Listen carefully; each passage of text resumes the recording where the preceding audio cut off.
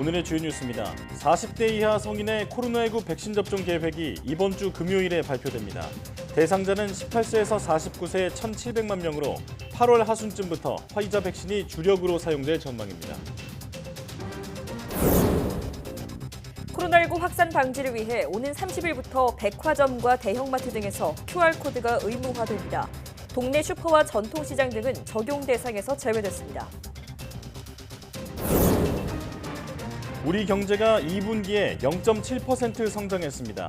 민간 소비는 늘고 수출은 감소했는데 4차 대유행의 타격 정도에 따라 올해 4%대 성장할 전망입니다. 미국에서 델타 변이가 확산하면서 백신 접종을 의무화하는 움직임이 일고 있습니다. 뉴욕과 캘리포니아주가 소속 공무원에게 접종을 의무화하는 조치를 내놨습니다. 미국에서 코로나19 이후 새 팬데믹에 대비한 백신 개발이 추진되고 있습니다. 라사열이나 나파 등 바이러스 20여 종에 대응할 수 있는 백신을 미리 개발해 선제 대응하겠다는 구상입니다.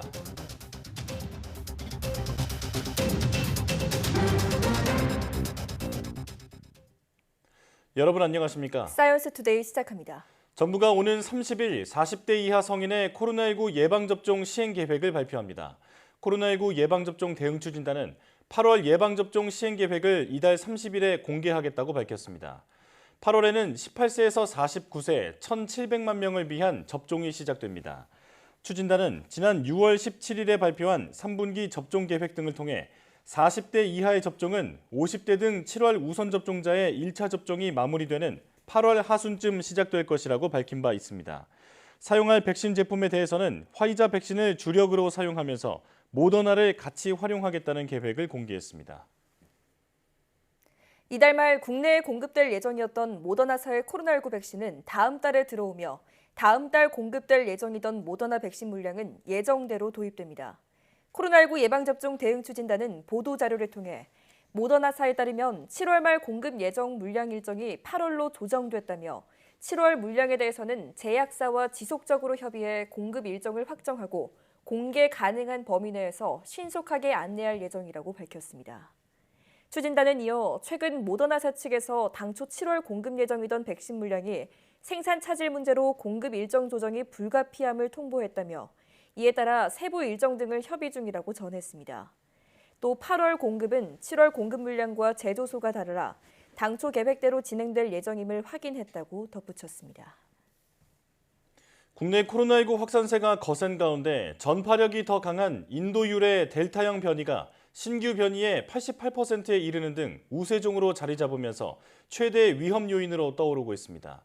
중앙방역대책본부에 따르면 최근 한 주간 국내에서 영국, 남아공, 브라질, 인도 등 이른바 주요 4종 변이 바이러스에 감염된 확진자는 1,412명으로 집계됐습니다.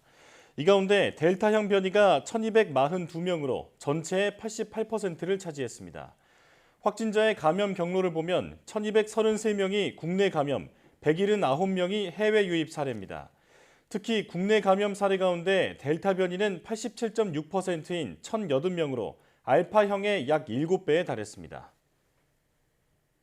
코로나19 확산 방지를 위해 오는 30일부터는 백화점과 대형마트의 출입명부 관리도 강화됩니다. 중앙재난안전대책본부는 백화점 등 대규모 점포 출입명부 관리 강화 방안을 확정했습니다.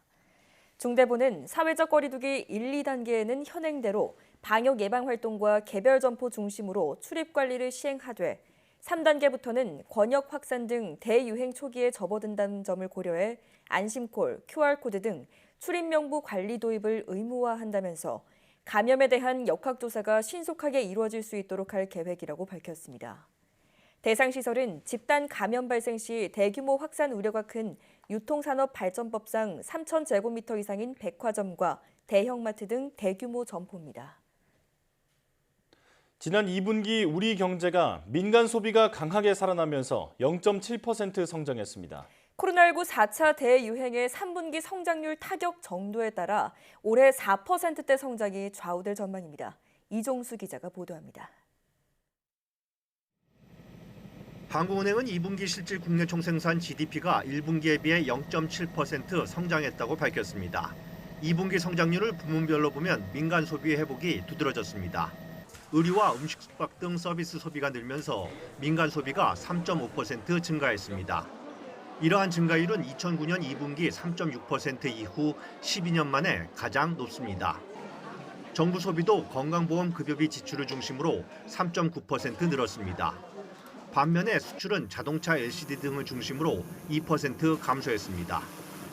수출은 지난해 3분기 16.3%, 4분기 5.3%와 올해 1분기 2%를 거치면서 기저효과 등이 사라져 갈수록 증가율이 낮아지더니 2분기에 감소세로 돌아섰습니다. 분기별 성장률은 코로나19 발생과 함께 지난해 1분기와 2분기에 마이너스를 기록한 뒤 3분기, 4분기, 올해 1분기, 2분기까지 4개 분기 연속 상승했습니다. 한은은 1분기까지의 경기회복 흐름에 기반해 지난 5월 27일 올해 성장률 전망치를 3%에서 4%로 올려잡았습니다. 한은 분석대로라면 2에서 4분기에 분기별 성장률이 0.7% 정도면 연간 4% 성장이 가능합니다. 변수는 코로나19 4차 대유행으로 3분기 성장률이 어느 정도나 타격을 받느냐는 겁니다. 코로나19가 그 4차 유행으로 되면서 이게 어떻게 될 거냐가 큰 관심인 것이고 이거에 따라서 향후의 패스는 결정이 될 거다. 한편 2분기 실제 국내 총소득 GDI는 교역 조건 악화로 0.6% 감소했습니다. YTN 이종수입니다. 시중에 판매 중인 KF94 마스크의 성능은 우수하지만 가격 차이는 최대 2배 나는 것으로 조사됐습니다. 한국소비자원이 최근 1년 동안 소비자가 많이 구입한 KF94 마스크 9개 제품의 품질을 시험해봤더니 모든 제품이 안전한 것으로 조사됐습니다. 미세먼지 등 작은 입자를 걸러내는 정도인 분진 포집 효율과 얼굴과 마스크 틈으로 공기가 새어 들어오는 정도인 안면부 누설률 등이 기준을 충족했고 발암물질인 포름알데히드가 검출된 마스크도 없었습니다. 또 소비자원 조사 결과 마스크 두께도 0.9mm에서 최대 2.1mm로 2배 차이가 난 제품도 있지만 소비자원은 마스크가 얇다고 불안감을 가질 필요는 없다고 설명했습니다. 탄소 중립 추진 과정에서 나올 수 있는 고용 관련 문제 등을 논의하기 위한 사회적 대화기구가 첫 출범했습니다. 대통령 직속 사회적 대화기구인 경제사회노동위원회는 기후변화와 산업노동연구회 발족식을 열고 활동을 시작했습니다. 기후변화위원회는 첫 회의에서 탄소 중립 이행 과정에서 예견될 여러 문제를 조사하고 분석한 뒤 국내 전문가와 이회 관계자 의견 등을 토대로 노사정이 공동으로 논의할 의제를 발굴하기로 했습니다.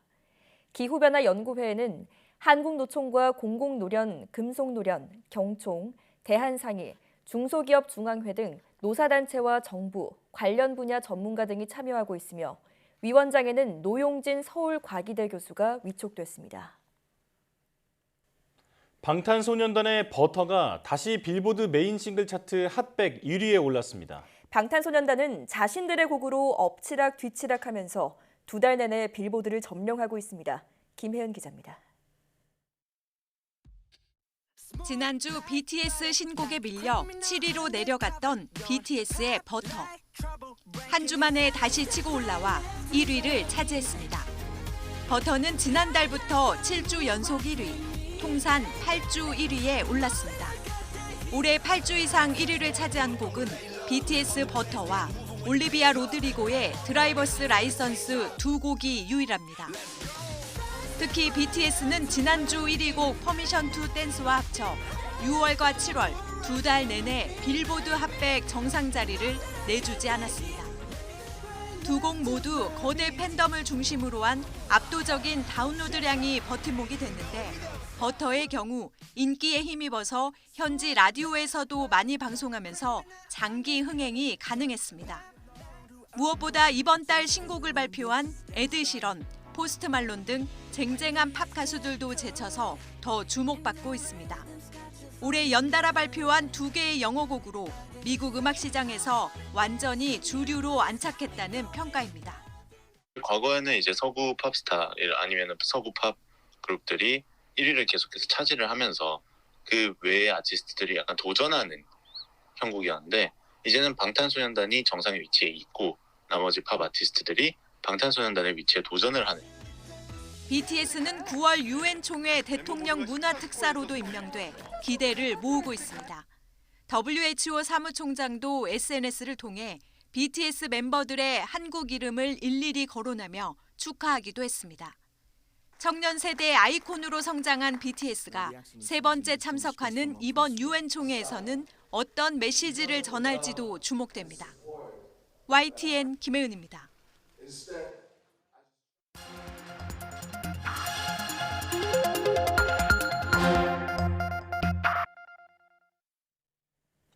다양한 분야의 이슈를 과학 기자의 시각으로 집중 분석하는 사이언스 취재파의 시간입니다. 네, 오늘은 양혜영 기자와 함께하겠습니다.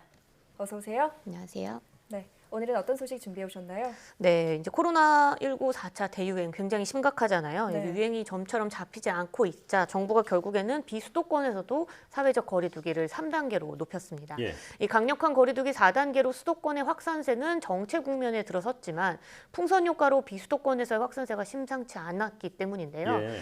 이번 주부터 공교롭게 이 본격적인 휴가철이 함께 시작이 되잖아요. 네. 계속해서 변하는 방역 수칙 때문에 비수도권으로 이제 휴가를 계획하시는 분들이 헷갈리시는 분들도 많을 겁니다. 휴가철 방역 수칙 또 안전하게 보내는 방법은 무엇이 있을지 정리를 해보겠습니다. 네, 휴가 계획 있으신 분들은 꼭 이번 시간 챙겨 보셔야겠는데요. 네.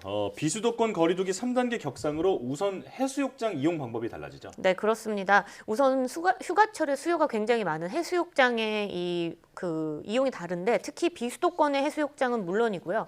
공원이랑 휴양지 등은 이 다음 달 8일 자정까지 우선 야간 음주가 금지가 됩니다. 예. 이 속초를 제외한 강릉, 동해, 삼척, 양양 등 동해안 지역의 해수욕장은 오후 8시부터 해수욕장 출입까지 막은 건데요. 이 특히 젊은 층 사이에서 요즘 인기가 굉장히 있는 이 양양의 경우는 예외적으로 거리두기 4단계를 시행 중이고 서핑 해변은 특별 점검까지 나서기로 했다고 합니다. 예. 하지만 일부 시군은 강화된 거리두기 2단계를 유지하는 곳도 있습니다. 예를 들어서 이 충남 보령과 태안, 서천 그리고 강원도 18개 시군 중에 인구가 10만 명 이하인 8개 시군 을 포함해서 전국 36개 시군인데요. 이 휴가철 장사를 하는 자영업자 또 소상공인들의 피해를 최소화하기 위한 결정이었다 이렇게 정부가 밝혔는데 문제는 여기에 포함되어 있는 보령이나 태안, 서천에 사실 되게 큰 대규모 해수욕장이 있잖아요. 네. 그래서 감염 우려가 사실은 좀 있는 상황인데 방역 당국의 설명을 먼저 직접 들어보겠습니다. 인구 10만 이하의 3단계 격상을 하지 않은 36개 시군의 경우에는 사실 대부분 농어촌 지역이라 인구가 작고 예방접종률이 높고 환자 발생이 거의 없는 지역들입니다. 이들 지역의 경우에는 인구 이동이 많지 않은 특성으로 인해 환자 발생이 작아지는 부분들도 있어서 좀 모쪼록 당부드리면은 이런 지역이 안전하다고 가시라고 지금 안내하는 목적이 아니고 이들 지역 같은 경우는 현재 단계를 올릴 정도의 사회경제적 피해를 무릅쓸 정도의 유행이 없기 때문에 단계를 안 올린 것이라서 그 점도 함께 좀 감안해 주셨으면 감사하겠습니다. 자, 아예 휴가를 통제할 수 없으니까 이런 여러 조건들을 감안해서 내린 결정 같은데 그럼 개장 시간 동안은 해수욕장 이용이 가능한 거죠? 네, 그렇습니다. 이 개장 시간 동안 해수욕장 이용에는 뭐 특별한 어떤 제재가 있는 건 아니거든요. 우선 전국 모든 해수욕장을 이용하기 전에는 안내 번호로 전화를 걸어서 방문 이력을 등록하는 안심콜을 반드시 해야 합니다. 네. 지난해에는 방문객을 일일이 체온 측정을 하느라고 긴 줄이 늘어서면서 오히려 이제 감염 위험을 더 높였다 이런 평을 받았었는데 네. 올해는 체온에 따라서 색이 변하는 체온 스티커나 안심 손목밴드를 착용할 수 있습니다. 이 안심콜과 체온 스티커 같은 경우에는 사실 이용객의 자발적인 참여가 좀 필요하다고 해요. 네. 적극적으로 방역수칙 준수에 좀 동참을 해주셨으면 좋겠습니다. 예. 또한 고심 끝에 떠나는 휴가인 만큼 사람이 적은 곳을 찾아가야 하잖아요. 네. 이 해양수산부가 운영하는 바다여행 홈페이지라는 게 있는데요. 여기에 보면은 한적한 해수욕장이나 또 사전 예약을 통해서 입장객을 통제하고 있는 해수욕장도 알 수 있다고 합니다. 미리 확인해보고 휴가 계획을 좀 하시는 것도 좋을 것 같습니다. 네. 자, 그리고 또 궁금한 게 그 물놀이를 할 때 마스크 착용을 어떻게 해야 될지가 상당히 궁금한데 이게 그 해수욕장이든 수영장이든 물놀이를 할 때는 마스크를 착용하는 게 좋은 거죠? 네, 우선 방역 수칙상으로는 물속에서는 마스크를 꼭 쓰지 않아도 됩니다. 아, 네. 하지만 물 밖으로 나오면 해수욕장이든 수영장이든 꼭 마스크를 써야 하는데요. 예. 이 물놀이 시 마스크 착용에 대한 전문가의 의견을 먼저 들어보겠습니다. 예를 들어서 아주 어린 아이들이고 마스크를 정말 쓰기가 어려운 경우에는 괜찮지만 나머지는 저는 마스크를 물속에서도 쓰는 게 맞다고 튜브를 타고 항상 목 이상은 나와 있으니까요. 그런 경우에는 왜냐하면 사람이 없으면 벗어도 됩니다. 그런데 그런 놀이풀에 사람이 없을 리가 있겠습니까? 주변에 다 바글바글하니까 마스크를 쓰고 물놀이를 하시라 저는 그렇게 권하고 싶습니다. 네, 전문가 의견처럼 되도록이면 마스크를 쓰고 있는 게 좋겠다라는 생각이 드는데요. 네. 그런데 사실 물놀이 특성상 마스크를 없이 많은 사람들과 함께하다 보니 코로나19 감염 위험도 높을 것 같은데 어떤가요? 네, 뭐 아무래도 물속에서 마스크 착용이 사실 굉장히 어렵잖아요. 그렇죠. 그러니까 감염 위험은 더 크진 않을지 좀 걱정하시는 분이 많을 텐데요. 영국 임페리얼 칼리지 런던 연구팀이 실제로 수영장 물에 코로나19 바이러스를 섞어서 어떤 일이 벌어지는지를 실험해 봤다고 합니다. 그 결과 수영장 물에서는 코로나19 바이러스가 30초 안에 비활성화, 그러니까 무력화되는 것으로 확인이 됐는데요. 네. 이는 수영장 물을 유지 관리하기 위해서 염소와 같은 이 소독을 하잖아요. 그래서 이 소독제 때문에 바이러스 활동이 무력화되는 것으로 분석이 됐습니다. 그렇다면 살균 처리를 하는 수영장 물이 아니라 뭐 우리가 흔히 계곡이나 바다 이런 데서도 이 코로나19 바이러스가 어떨지 이제 궁금한데 연구팀이 이와 같은 실험도 함께 해봤거든요. 예. 이 실험을 해보니 오염된 물일수록 코로나19 바이러스가 줄지 않긴 했습니다. 하지만 이 바다처럼 물의 양이 굉장히 많은 경우에는 바이러스가 희석이 되기 때문에 감염 위험이 줄어드는 것으로 밝혀졌는데요. 그러니까 결론적으로 물 안에서는 코로나19 바이러스에 감염되는 경우가 거의 없다 이렇게 볼 수 있습니다. 예. 결국 만약에 수영장이나 해수욕장, 워터파크 같은 데서 감염 사례가 나왔다면 그거는 물 속이 아니라 물 밖에 사람이 많이 모이는 뭐 식당, 카페 그리고 또 튜브나 이런 공용 물품을 이용하게 되는 경우가 있는데 여기에서 바이러스가 비말 전파됐다 이렇게 볼 수 있습니다. 그만큼 물 밖에서는 꼭 마스크 착용을 하고 거리 두기를 확실히 유지해야 된다는 점을 인지해야겠습니다. 네.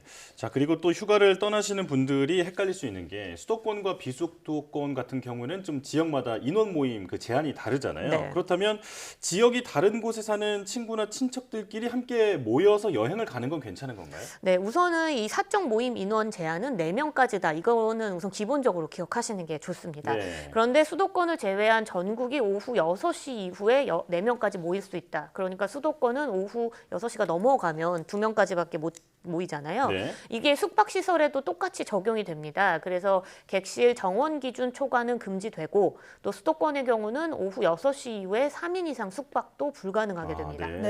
또 최근 양양의 한 숙박시설에서 자정까지 노마스크로 파티가 있어서 이 논란이 된 적이 있었거든요. 그렇죠. 이번 비수도권 거리두기 3단계 적용을 통해서 이 숙박시설이 주관하는 이벤트, 뭐 바베큐 행사 이런 것들도 전면 금지됩니다. 네. 또 서로 거주지가 다른 사람들끼리 만약에 모였다. 그러면 각각의 그 거주지의 기준이 아니라 모여 있는 장소의 기준에 따라서 거리두기 단계를 따라야 하고요. 수도권과 달리 비수도권에서는 직계 가족의 모임이 가능한 곳이 있습니다. 또 백신 접종 완료자의 사적 모임 제한에 예외되는 것도 지자체별로 사실 다릅니다. 그래서 이 자세한 사항은 관련 지자체 홈페이지에 올라와 있다고 하니까 조금 꼼꼼히 살펴보시고 여행 계획을 세우시는 것이 좋을 것 같습니다. 네. 자, 여름 휴가철 방역 수칙 더욱 철저하게 지켜야겠습니다. 오늘 양혜연 기자와 함께했습니다. 고맙습니다.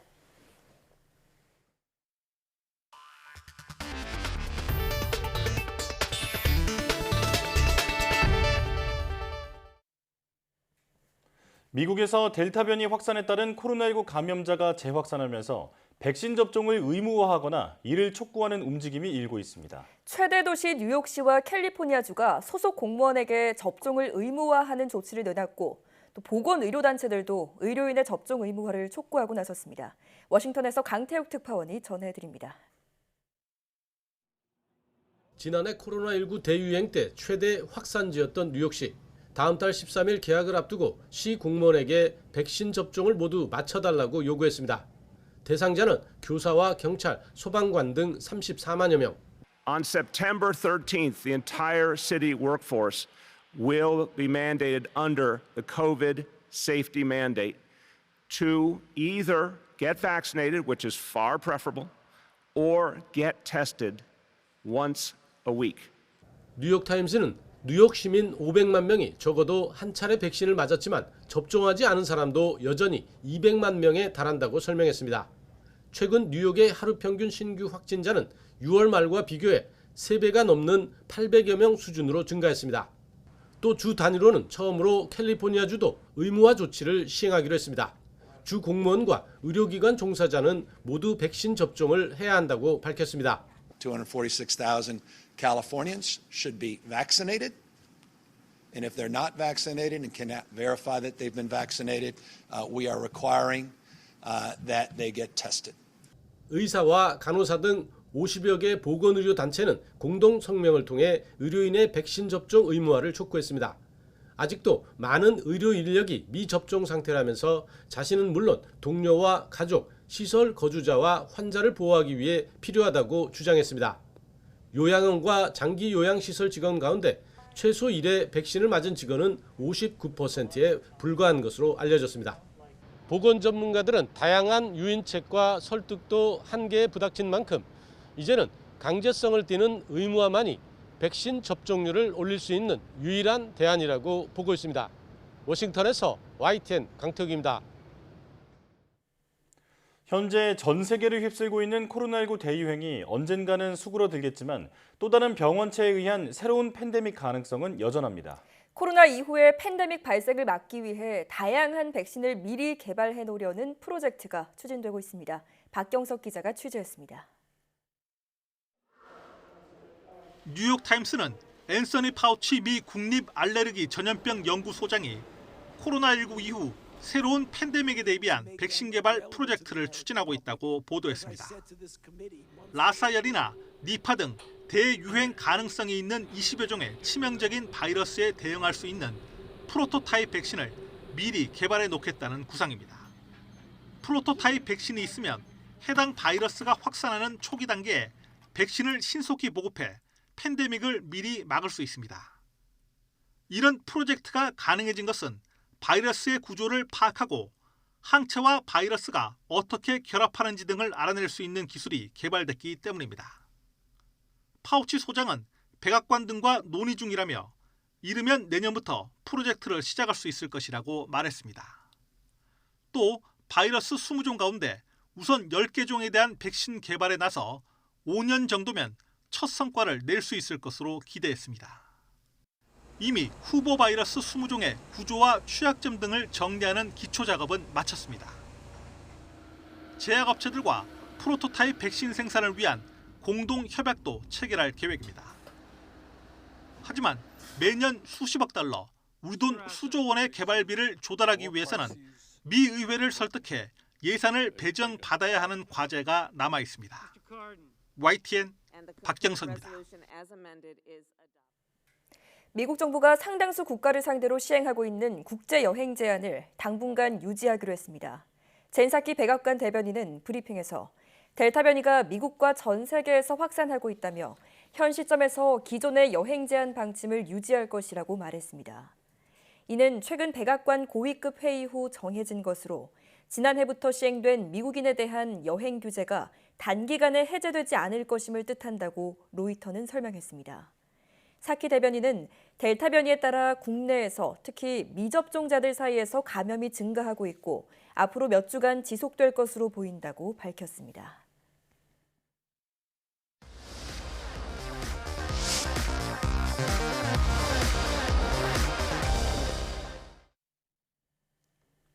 다이어트는 물론 체형과 자세 교정까지 가능해 인기를 끌고 있는 운동이 바로 필라테스입니다. 재활 치료를 목적으로 고안됐기 때문에 호흡법은 물론 기구를 이용한 운동법까지 모두 그 속에는 과학 원리가 숨어 있다고 하는데요. 사이언스 앤 라이프에서 알아보겠습니다. 지금 화면으로 만나보시죠.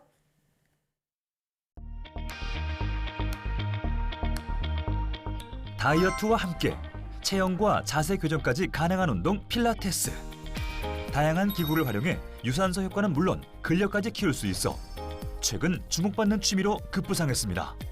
몸매 관리뿐만 아니라 근력도 키울 수 있어서 많은 분들이 선호하시는 것 같습니다.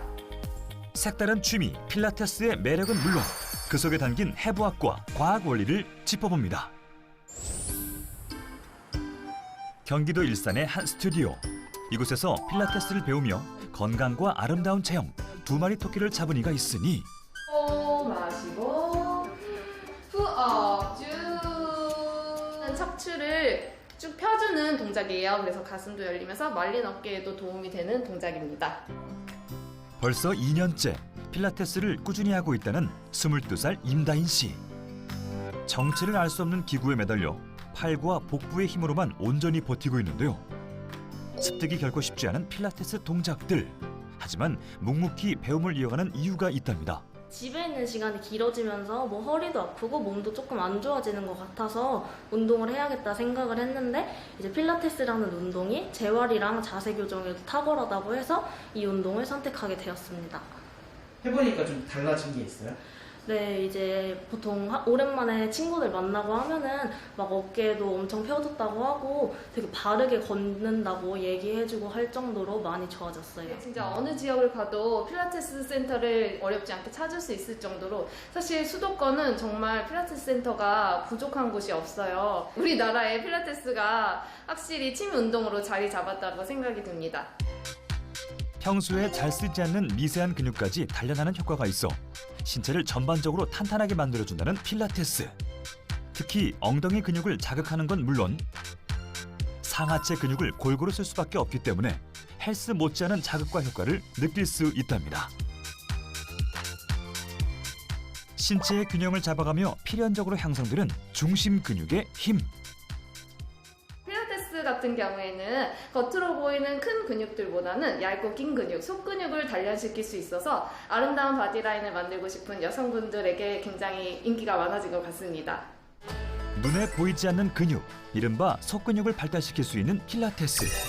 겉으로 보이는 근육과는 어떤 차이가 있을까요? 겉근육은 보통 몸의 움직임을 만들 때 쓰이는 근육으로서 단기간에 빠르고 큰 힘과 큰 움직임을 만들어내는 근육이에요. 그리고 속근육 같은 경우는 몸속 장기 및 뼈를 보호하고 체형을 지지해주는 근육으로 육안으로는 보거나 만지기는 힘든 근육입니다. 필라테스의 경우 무거운 도구를 사용하는 것이 아닌 자신의 체중을 이용해서 하는 운동이므로 겉근육보다는 속근육이 더 발달할 수 있습니다. 이미 여성 방송인과 유명 인사들 사이에선 체형 관리의 한 코스처럼 자리매김했는데 남성들에겐 어떨까요? 예전에는 남자 회원님을 좀 찾기 어려웠는데요. 요즘에는 남자 회원님들도 굉장히 많이 늘고 있어요. 필라테스를 만드신 분도 남자입니다. 필라테스의 역사는 1차 세계대전으로 거슬러 올라갑니다. 독일의 스포츠 연구가 요제프 필라테스가 재활치료를 목적으로 만들었고 현대에 와선 스마트폰과 PC의 장시간 사용으로 목과 어깨 통증을 호소하는 이들을 위한 치료법이자 자세 개선 운동으로 자리매김했죠. 나아가 스포츠 선수들 역시 부상을 입었을 때 재활을 위해 혹은 훈련 기간 중 중심 근육 단련을 위해 필라테스를 익히면서 세계적인 사랑을 받는 운동이 됐습니다. 하지만 무조건 효과를 얻는 건 아닙니다. 필라테스로 건강을 지키기 위해 반드시 전제돼야 할 것, 바로 호흡법. 세라밴드라고 탄력밴드예요. 이 밴드를 이용해서 호흡법을 조금 더 정확하게 알려드릴 예정입니다. 평소에 하는 흉식 호흡이나 요가의 기본인 복식 호흡과는 달리 필라테스만의 특별한 호흡법이 있다는데요. 필라테스는 특유의 호흡이 있어요. 횡격막 호흡이라고 하는데요. 코로 마시고 입으로 내뱉으면서 갈비뼈를 크게 팽창시켰다가 수축시키는 호흡이에요. 자, 마시면서 밴드가 쭉 늘어나게끔 늘어나는 거 보이시죠? 들숨과 날숨의 복근은 그대로 유지. 갈비뼈만 앞뒤 좌우로 움직이며 확장과 수축을 이어가는 게 방법입니다. 횡격막 호흡을 하면은 숨을 더 많이 마시고 많이 내뱉으면서 폐활량을 높일 수 있답니다. 평소에도 이렇게 호흡하세요? 아니요. 갈비뼈 호흡이라고도 불리는 횡격막 호흡. 일반 호흡법과는 어떤 차이와 효과가 있을지 궁금해지는데요. 횡격막은 이 몸 안쪽에 위치한 심부 코어 근육이거든요. 횡격막이 허리와 골반을 연결하는 인체의 중심이 되는 부위예요. 그러다 보니까 횡격막 호흡을 통해서 심부 코어 근육을 자극시키거든요. 산소가 폐까지 전달이 돼서 이 산소가 혈액으로 공급이 되거나 하면 깨끗한 혈액이 만들어지고요. 그리고 안쪽에 있는 노폐물까지 같이 배출이 될 수 있습니다. 이제 필라테스 기구들을 알아볼 시간. 바에 매달릴 수 있는 캐딜락, 손잡이 봉과 페달이 달린 체어, 아치형의 바렐, 마지막으로 리포머가 필라테스의 가장 대표적인 4가지 기구입니다. 매트에서 하다 보면은 코어 위주로 운동이 가능하신데 기구 위에서 하다 보면은 코어뿐만 아니라 전신, 사지 모두 사용할 수 있기 때문에 근력 강화에 훨씬 더 효과적이라고 할 수 있습니다. 저마다 다른 생김새만큼 단련할 수 있는 근육의 부위와 그 효과에도 차이가 있는데요. 다양한 기구들을 활용한 필라테스 자세를 배워볼까요? 우선 첫 번째, 캐딜락 활용 동작입니다. 고관절을 완전히 펴낸 상태에서 쭉 팔을 옆으로 멀리 보냈다가 돌아오는 동작인데요. 근데 이것도 좀 도움이 되나요? 이거 생각보다 어려운데 한번 해보실래요? 도전에 나선 제작진, 과연 잘 해낼 수 있을까요? 후 내쉬면서 엉덩이 천천히 떼볼게요. 알파벳 Z 모양 만든다고 생각하면서 발약근 꽉 조이고 복부가 흉곽 꽉 조이고. 복부, 그리고 엉덩이 중심 근육의 힘과 함께 허벅지 근육을 동시에 써야 하기 때문에 보기보다 쉬운 동작이 아니라고 합니다. 엉덩이 힘! 네. 마시고. 네네. 잠시. 허벅지 잡아보시죠. 네. 네. 생각보다 힘드네요, 진짜 이게. 사실 방금 하신 동작은 그렇게 어려운 동작은 아니었어요. 대부분의 필라테스 기구에는 스프링이 있는데요. 이 스프링 저항을 추가해서 더 강도 높은 근력 운동을 해볼 수도 있습니다. 스프링이 달려있어 근육을 질적으로 강화하고 유연성과 균형 감각 기르기에 탁월하다는 리포머. 네, 스프링 색깔에 따라 강도가 다르기 때문에 타겟 머슬에 따라서 스프링 강도를 바꿔가면서 조절할 수가 있습니다. 그렇다면 스프링과 운동 효과 사이에 어떤 연관성이 있을지 더 자세히 들어보겠습니다. 무거운 걸로 이렇게 운동을 하다 보면 바로 겉에 있는 근육이 쓰이고 속에 있는 근육이 좀 자극이 잘 안 되거든요. 그 스프링이 있으므로 자기 몸무게가 곧 저항이 되거든요. 한계치를 넘지 않기 때문에 겉근육보다는 속근육이 더 많이 운동이 되고 필라테스를 시작할 때 저항이 제일 적은 스프링을 사용해서 자기가 원하는 부위의 근육을 자극하면서 단련하고 인지가 되면 스프링의 강도를 올려서 원하는 부위의 근육을 조금 더 발달시킬 수 있습니다. 겉근육이 많이 발달한 사람일수록 타겟 머슬, 이른바 원하는 근육을 세세하게 자극하기 어려울 수 있기 때문에 스프링 강도를 조절하며 미세한 속근육 구석구석을 자극, 단련하는 원리인 거죠. 리포머에서 사이드 플랭크 동작 했었나요? 아니요, 처음 해봐요. 그럼 우리 한번 해볼게요. 이쪽으로 오셔서 먼저 왼손 풋바 중앙에 잡아주시고 오른발이 뒤쪽 숄더 레스트, 왼발 앞쪽 숄더 레스트로 짚어주시고요. 후 내쉬면서 복부를 더 조여내면서 손끝 안으로 쭉 마시면서 쭉 캐리지 살짝 밀어냈다가 리포머 위에서 하는 사이드 플랭크 동작은 속근육과 옆구리 쪽 복부 부위를 강화하는 데 효과적인 동작. 온몸을 사용하는 힘든 동작임에도 다인 씨 쉼없이 연습을 이어갑니다.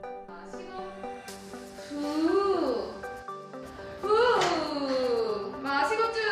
그런데 이때 잘했어요. 힘들죠? 운동 자체는 사실 힘이 많이 드는데 이제 운동을 끝냈을 때 오는 그 쾌감과 이제 땀을 흘렸을 때 나오는 그 엔돌핀 같은 게 오히려 또 기분을 좋게 해주는 것 같아요. 무거운 기구를 드는 건 아니지만 온몸의 근육으로 체중을 지탱하며 동작을 유지해야 하는 필라테스. 보기보다 쉽지 않은 운동 강도임에도 기분이 좋아지는 이유. 여기에도 원리가 숨어 있습니다. 격렬한 운동과 장시간을 요하는 유산소성 운동에서 한계에 다다랐을 때 느낄 수 있는 쾌감과 행복감을 러너스 하이라고 합니다. 러너스 하이 상황이 지속될 때 우리 몸에서는 엔도카나비노이드가 많이 분비되고 이러한 현상으로 기분이 좋아지며 통증이 줄어들게 됩니다. 이로 인해 뇌와 신경계의 운동 조절 능력이 향상되면 몸의 활동성이 높아지고 스트레스가 줄고 체력이 높아지며 감정적인 문제인 우울증, 분노 조절 능력이 저하되는 것을 조절할 수 있습니다. 편안하게 물 흐르듯이 필라테스를 할 수 있는 운동은 교감 신경을 낮춰주고 심적인 안정을 주는 부교감 신경을 활성화시킬 수 있습니다. 그렇다면 집에서도 따라할 수 있을까요?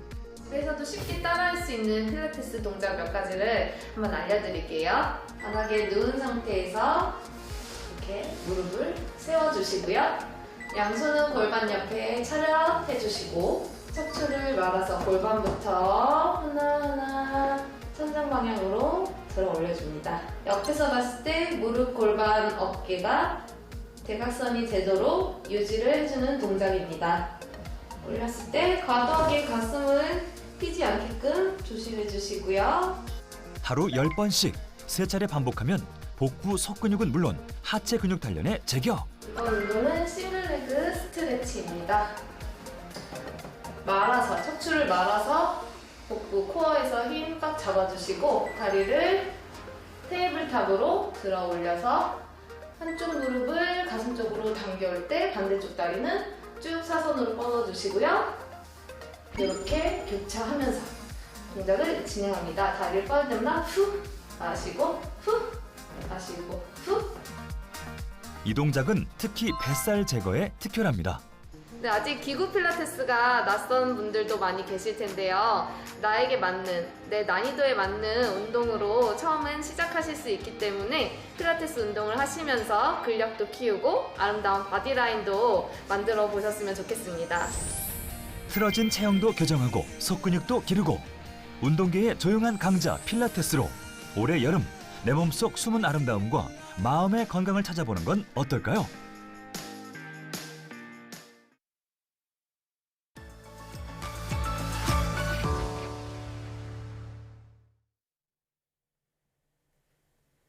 극단적인 날씨 때문에 전 세계 곳곳에서 재앙에 가까운 피해가 잇따르고 있습니다. 이러한 기후위기는 지구온난화로 인해 북극의 빙하가 녹으면서 더 심각해지고 있다고 하는데요. 네, 오늘 날씨학 개론에서는 북극 빙하가 기후위기에 미치는 영향에 대해 알아보겠습니다. 오늘도 K웨더 반기성 센터장 모셨습니다. 어서 오세요. 네, 안녕하세요. 네, 안녕하십니까. 저희가 지금 몇 주째 계속 비슷한 얘기를 사실 하고 있는데요. 올해 들어와서 지금 극단적인 기상이변이 발생하고 있죠. 네, 그렇습니다. 이제 먼저 폭염에 대해서 먼저 말씀을 드리면요. 지난 시간에 좀 소개한 것과 같이 올여름 45도 이상 극한적인 폭염을 보인 지역이 북아프리카, 아라비아 반도, 동유럽, 이란, 북서 인도 대륙 그리고 미국과 캐나다 서부 지역이에요. 예. 자, 이제 이 지역 최고 기온이 45도를 넘었고요. 사하라 사막이라든가 미국 캘리포니아 데스밸리에서 50도를 넘는 극한 기온이 발생을 했죠. 네. 이 중에서 이제 피해가 가장 컸던 지역이 미국 서북부 그리고 캐나다 서부 지역입니다. 이 지역은 서한해양성 기후에 영향을 받는 지역이기 때문에 평년 기온이 20도에서 25도 정도밖에 안 됩니다. 네. 그런데 평년 기온보다 20도 이상 높은 정말 만년에 한 번 정도 나타날 극심한 폭염이 닥치다 보니까 인명 및 경제적 피해가 엄청났었죠. 예.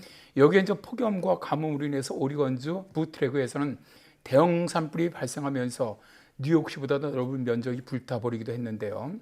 폭염의 영향을 받은 미국과 캐나다의 농축산업자들은 절망에 빠졌다고 해요. 체리와 포도가 열에 익힌 것처럼 변했고요. 밀도 누렇게 시들어버렸고 해안가에서는 조개 수백만 마리가 열에 익어서 입을 벌렸다고 합니다. 네. 폭염과 가뭄, 대형 산불로 초지가 사라지면서 목축업자들이 기르던 이런 가축들 갖다 도축하는 사례가 발생을 했는데요. 미 재난당국 미국 폭염과 대형 산불 피해로 사망이 250여 명, 재산 피해만 80조 원이 넘는 경제적 피해가 예상된다고 밝히기도 했습니다. 네. 자, 말씀해주신 폭염도 참 심각했지만 얼마 전에 서유럽에 닥친 대홍수도 1000년 만에 최악의 홍수라고 하더라고요. 그만큼 피해도 컸죠. 네, 그렇습니다.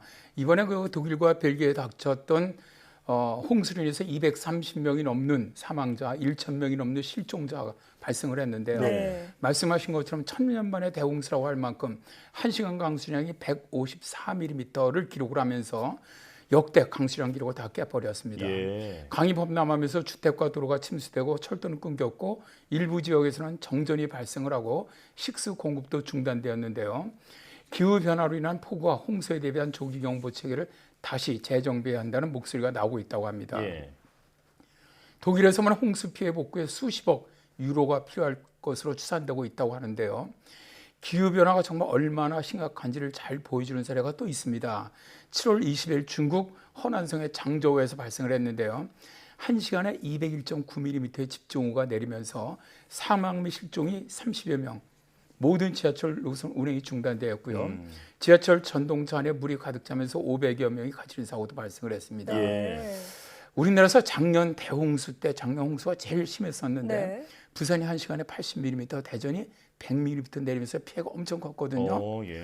근데 이 비로 인한 피해는 강수량의 증가하는 거에 제곱에 비례를 합니다. 그렇군요. 따라서 독일과 중국의 1시간 강수량 154mm나 중국의 201mm는 우리로서는 상상할 수가 없습니다. 이건 뭐 엄청난 강수량으로 도시 전체가 다 물에 잠겨버리고 강이 범람하고 산사태가 일어나고 그리고 이 물들이 다 지하철로 들어가면서 차게 되는 것이죠. 예, 작년 홍수를 생각해 보면 정말 어마어마하다 이런 생각이 들었었는데 지금 그것보다 많게는 2배 이상 비가 더 많이 내린 거잖아요. 상상하기도 어렵네요. 자, 그런데 이런 폭염과 대홍수 같은 기후 재난이 지구 온난화로 인해서 북극의 빙하가 녹으면서 더 심각해지는 거라고요? 아, 네, 그렇습니다. 이제 아무래도 지구의 기온이 올라가게 되면서 북극 지역의 기온이 상승하게 되는데 북극 지역 기온은 중위도 지역보다 3배 이상 기온이 빨리 상승을 해요. 북극의 빙하가 녹게 되면 지구온난화가 더 증폭된다는 얘기인데 왜 그러냐면 얼음이나 눈은 태양의 복사열을 우주로 반사시키는 역할을 해요. 근데 얼음이 녹아버리면 그 아래 바다라든가 토양은 태양으로부터 오는 열을 그대로 흡수를 합니다. 그러다 보니까 더 심각한 지구온난화 현상이 발생을 하고 또 더 많은 얼음이 사라지는 결과가 발생한다는 것이죠. 그런데 말이죠. 북극은 우리가 살고 있는 중위도 지역에 비해서 기온이 매우 낮은데 이 북극의 찬 공기가 남쪽으로 내려오는 것을 막는 것이 제트기류입니다. 제트기류는 북극 지역의 기온 그리고 그 남쪽 지역의 기온 차이가 크면 클수록 강해지면서 원형에 가깝게 북극 지역으로 휘돌아요. 그러면서 북극의 한냉 공기가 중위도 지역으로 내려오는 것을 막아주는데 근데 이제 지구온난화로 해서 빙하가 녹으면서 북극 지역의 기온이 올라가게 되면 중위도 지역과의 온도 차이가 줄어들게 되니까 당연히 제트기류가 약해집니다. 그럼 약해진 제트기류는 이게 제트기류가요. 온도 차이가 크면 강하지만 온도 차이가 작아지면 약하게 불게 됩니다. 그러니까 제트기류가 강할 때는 원형으로 북반구로 휩싸고 도는데 이게 약해지다 보니까 쭉 뱀처럼 길게 남쪽으로 내려와요. 사행을 합니다. 그래서 사행을 하면서 내려오게 되면 내려오는 쪽 한기가 내려오거든요. 그럼 이렇게 한번 쭉 사행을 한 이런 것들은 제트기류가 딱 다른 이 기압계를 이동하지 못하게 막아요. 그러니까 동쪽으로 흘러가지 않고 한 곳에 오랫동안 차가운 공기 아니면 뜨거운 공기가 머무르게 됩니다. 그렇군요. 올해 이제 예를 들어서 미국 서부 지역의 폭염은 제트기류가 사행해서 올라가는 내려오는 쪽이 아니라 올라가는 쪽에 있었습니다.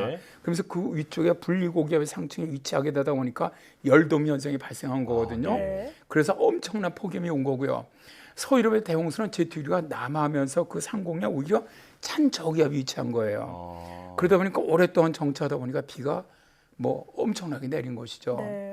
참고로 올해 그 서유럽에 내린 대홍수의 기압 패턴이요. 작년에 우리나라 장마가 54일 같지 않습니까?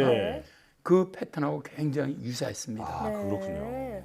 자, 북극 빙하가 녹는 것이 왜 기후 위기에 영향을 끼치는지 참 궁금했는데 설명을 들으니까 이해가 되네요. 자, 그렇다면 북극 빙하가 얼마나 빠르게 또 얼마나 많이 지금 녹고 있는 건가요?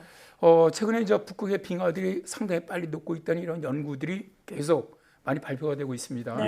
올해 6월이었죠. 영국 유니버시티 컬리지 런던의 연구원들은 북극의 해빙 두께가 얼마나 빨리 사라지는지를 연구를 했습니다. 이들은 유럽 우주국의 크라이오셋 2 위성의 레이더파가 얼음 위에서 반사되는 데 걸리는 시간을 측정하면서 수면 위로 노출된 얼음 덩어리의 높이를 측정을 해봤는데요. 또한 이들은 새롭게 개발된 적설량 추정 모델을 사용했다고 합니다.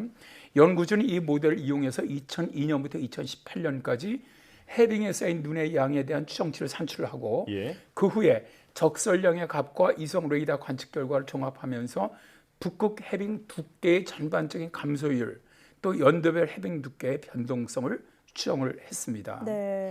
그 결과 시베리아와 알래스카의 일부 지역에 접해 있는 랍테페라든가 카라의 축체 등 세계 연안 해역의 해빙 두께 감소율이 기존 계산에 비해 각각 70%, 98%, 110% 더 증가했다는 사실을 알아냈습니다. 그러니까 과거 추정치보다 훨씬 더 많은 빙하가 녹고 있다는 것이죠.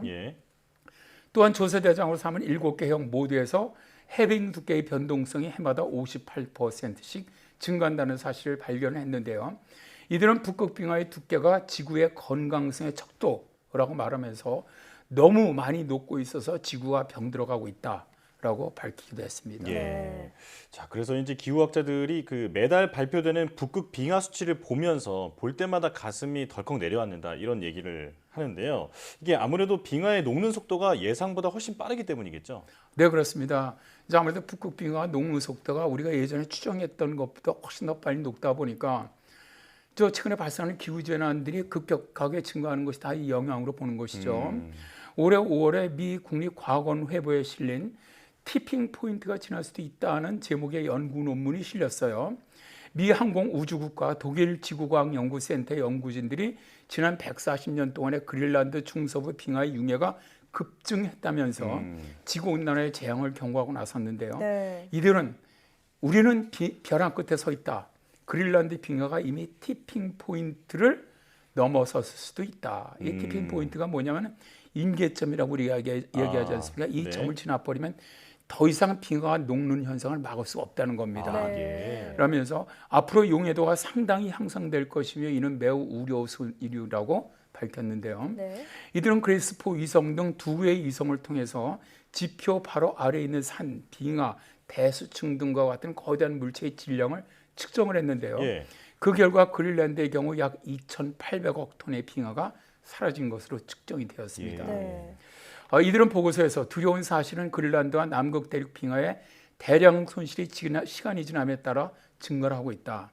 그린란드의 경우 온난화로 빙하 가속 현상이 발생하면서 90년대 초에 비해서 거의 3배 많은 빙하를 잃고 있다라고 밝혔는데요. 예. 이것과 비슷한 연구로는 2020년 미국의 워싱턴 대학교 벤 스미스 교수팀이 크라이오셋2의 결과와 아이셋 위성들이죠. 이걸 바탕으로 그린란드의 빙상 두께 역시 많이 감소하면서 평균적으로 매년 2,000억 톤씩 얼음이 사라지고 있다고 밝힌 논문도 있습니다. 네. 자, 이렇게 빙하가 급속하게 녹게 되면 앞으로 더 강한 폭염, 더 극심한 대홍수 가능성은 점점 높아집니다. 기후학자들은 이상기후가 앞으로는 일상화될 것으로 보고 있는데 이것을 뉴 노멀이라고 부르죠. 기후재앙이 이제는 일상화될 것이라는 겁니다. 네. 지구온난화를 막기 위한 노력, 그다음에 기후재앙의 피해를 줄이는 대비 이런 걸 좀 서둘러야 할 것으로 생각합니다. 네. 그렇군요. 자, 말씀하신 것처럼 앞으로 닥쳐올 더 큰 재앙을 막기 위해서 우리가 일상 속에서 실천할 수 있는 것들을 하나하나 작은 것부터 실천해 나가야겠다라는 생각이 듭니다. 지금까지 KBS 반기성 센터장과 함께했습니다. 오늘 고맙습니다. 네, 고맙습니다.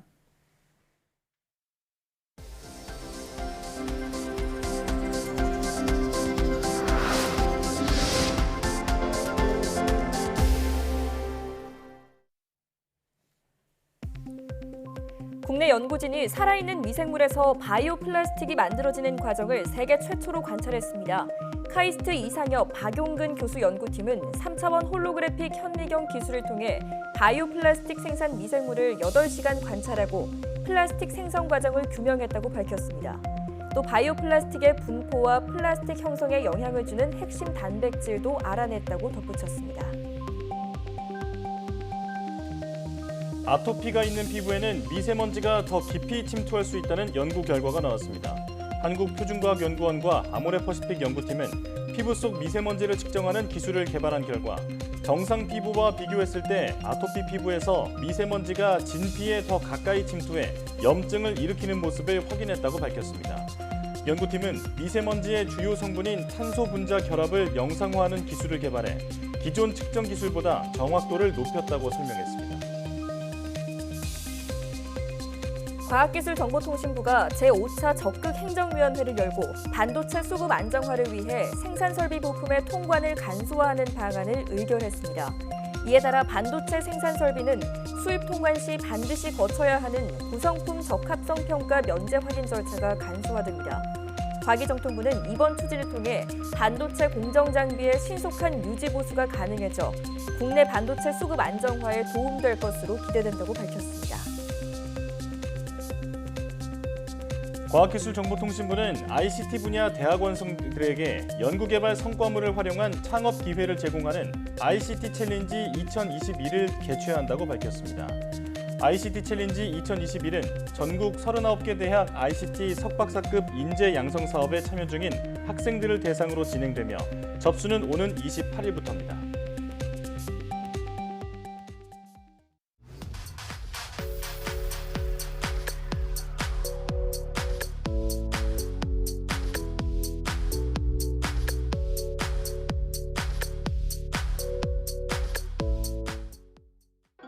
너에게는 해질녘 노을처럼.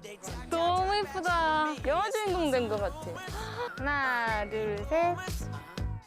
오늘 하루만큼은 편안하게 저희가 자식이라고 생각하시고.